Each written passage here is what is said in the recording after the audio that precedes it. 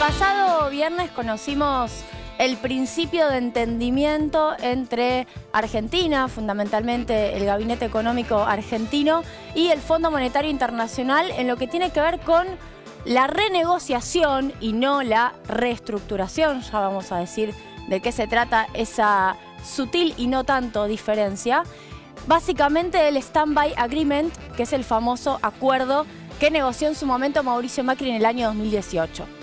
Nosotros desde el Centro de Economía Política Argentina hemos hecho un análisis que intenta desde la economía, sabiendo que hay una infinidad de factores y de miradas de índole política que aparecen en relación a esta discusión que va a atravesar nuestra próxima década como mínimo, como argentinos y como argentinas, pero decidimos abordarlo solamente desde el aspecto económico para poder mirar ventajas, desventajas, qué se logra si se firma esto y qué no se garantiza si se firma esto. Vamos a empezar porque realmente el contenido es mucho, es exhaustivo. En primer lugar, ¿cuál es la situación en la cual está hoy Argentina? Argentina ya realizó dos de los pagos que estaban obviamente en discusión, el del viernes, el día que Martín Guzmán hizo la conferencia, y luego el del día martes. Nos queda desde ya un vencimiento de 2.800 millones de dólares de cara al futuro próximo en el mes de marzo y un calendario de vencimientos en abril, en mayo, junio, julio, agosto, septiembre, octubre, noviembre y diciembre. Menciono todos los meses para que de verdad sepan que todos los meses del 2022 hay pagos al fondo, también en el 2023. ¿Qué es lo que lograría si se firmara el acuerdo? Bueno, despejar los vencimientos.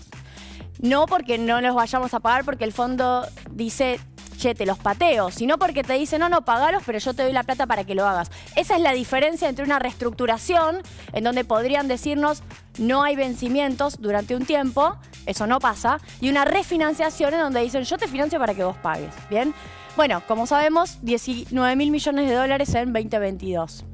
Alejar los vencimientos adversos de un eventual default. Esto, la verdad, ya lo han escuchado seguramente una infinidad de columnistas, analistas económicos.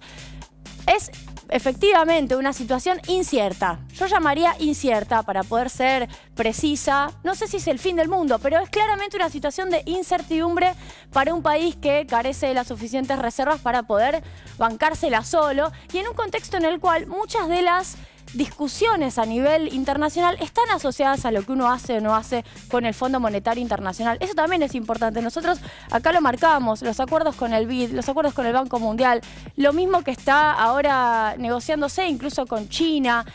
Lo que se arregló con el Club de París el año pasado, en donde se definió que el Club de París nos esperaba si nosotros acordamos con el fondo.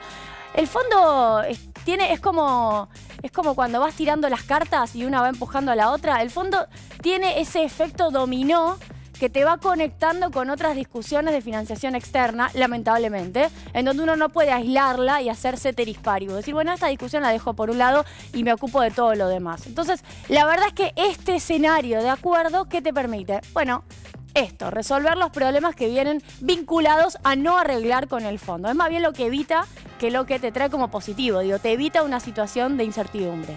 Avancemos. Digo, para poder seguir puntualizando. Una parte del acuerdo, y acá es importante, es que el organismo devuelva, esto todavía no está en la letra chica, en realidad no conocemos la letra chica, tiene que el Congreso discutirlo y eventualmente aprobarlo, es que devuelva los 4.500 millones de dólares que Argentina efectivamente pagó al organismo. Ustedes recordarán que se usaron, por ejemplo, DEX, de Derechos Especiales de Giro, el año pasado para pagarle al organismo. Ese sería un colchoncito de reservas para poder tener un poco más fuerte al Banco Central para enfrentar corridas cambiarias que, por cierto, no es que se van a desvanecer por un solo acuerdo sencillamente con el fondo. Luego vamos sí a la discusión que en este momento está teniendo la Argentina, que es en relación a las metas de déficit negociadas. ¿Bien? Se arregló para el 2022, digo, se llegó a un entendimiento de una reducción del déficit a 2,5% sobre el PBI. El déficit, el 2021, fue de 3%, redondeando sobre el PBI, con el aporte extraordinario de grandes fortunas adentro, que en realidad te permite tener más recaudación. Si no hubiéramos tenido el aporte extraordinario de grandes fortunas, el déficit de 2021 hubiera sido de 3,5%. Vamos a tomar ese, porque no está previsto que haya aporte extraordinario en el 2022. La baja del déficit va de 3,5 a 2,5, según lo arreglado con el fondo, es decir, un punto de reducción de déficit fiscal. Si no hay previstos nuevos ingresos, más que los que entendemos que están asociados al crecimiento económico en un año que se espera crecimiento, pero no hay nuevos impuestos en marcha, ni suba de alguna alícuota, ni tampoco impuestos a las grandes fortunas, hay que reducir el gasto significativamente, al menos por un punto. Uno de los ejes que básicamente es la posibilidad más real de llegar a ese número es que se haga una reducción de subsidios vía segmentación, en este caso de el pago de la tarifa eléctrica. Y eso sabemos que tiene sus dificultades en materia de viabilidad técnica. Bueno, ahí están todas las fichas, es casi como en el casino. Todas las fichas están puestas en que eso se puede hacer. Luego se pueden tocar algunas otras cosas. El gasto COVID se estima que va a ser menor en el 2022 a lo que ha sido en el 2021 desde ya. No quizás tanto en vacunas, pero sí en otros gastos de índole sanitaria. Ahora hay que llegar a un punto.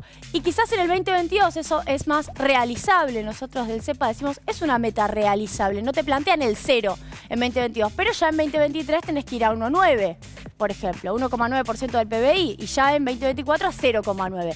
A medida que te vas acercando al 0, es más difícil de cumplir. Avancemos. Son varias placas, así que vamos más rápido. Mantener la asistencia monetaria por parte del Banco Central en línea con el sendero fiscal acordado. Esto es súper técnico. Les voy a decir en una sola línea. No solo el fondo te mira cuánto gastás, sino cómo financiás lo que gastás. Cómo llegás a cumplir la meta. No solo que la cumplas, sino cómo lo hiciste. Y ese cómo, ¿por qué le importa? Bueno, porque no quiere que hagas transferencias del Banco Central y te financies así al Tesoro, sino que prefiere que eso sea una parte acotada, solamente el 1% del PBI, y lo demás lo vayas a buscar al mercado. Bueno, también todo un desafío para los tiempos que corren, considerando que la financiación monetaria, es decir, la guita que el Banco Central le ha transferido al Tesoro, ha sido el 3,7% del PBI en el año que transcurrió y ahora tiene que bajar al 1%. Y bueno, lo que todos han dicho, si el acuerdo te garantiza por ahora que no hay grandes reformas estructurales, laboral, previsional, privatizaciones. Es cierto, hay acuerdos de Extend y Fan Facility en donde el FMI te dice, che, quiero todo esto. Argentina ha logrado que eso no sea una exigencia. Avancemos a dos cosas que a mi criterio son fundamentales que no están en el acuerdo. Obviamente, son muy difíciles de negociar, de lograr, de conseguir. Es el poder financiero internacional el fondo. Pero hay que tenerlas en cuenta, porque vamos a estar 12 años discutiendo esta situación. Primero, hay revisiones trimestrales en donde el FMI viene a revisar efectivamente si cumpliste con estas cosas, con el déficit, con las metas monetarias y también con la acumulación de reservas. Esto te pone en una situación de incumplimiento permanente. No sé si permanente, durante 10 veces, en los próximos 2 años y medio. Si no cumplís con las metas, incumplís con el fondo. Si incumplís con el fondo, es probable que no quiera desembolsar el dinero que te dijo que te iba a desembolsar para que vos puedas cancelar los vencimientos, que no te reestructura, sino que te dice que los pagues. Entonces, hay un riesgo de default. Y ese riesgo, desde ya, se traduce en estrés financiero que podría acompañarnos durante el tiempo que tenemos por delante. Y por último, asegurar la sostenibilidad del endeudamiento luego del 2025. Yo creo que este es el eje más relevante de esta cuestión. A partir del año 2025, Argentina vuelve a discutir con el fondo, con los vencimientos que tenemos, más de 10.000 millones de dólares, qué hacer. ¿Con qué gobierno? ¿Bajo qué condiciones? ¿Qué es lo que el FMI nos va a pedir en ese momento? Esa es la discusión. Para cerrar, el Fondo Monetario Internacional todavía no dijo que nos iba a condonar la sobretasa. Y por último, este acuerdo per se, trabajadores, trabajadoras que nos están viendo, no garantiza automáticamente mejora de salario real. Es un acuerdo que garantiza que no habrá un ajuste brusco. La mejora de salario real es la discusión paritaria, la discusión de todos los días para poder ganarle a la inflación.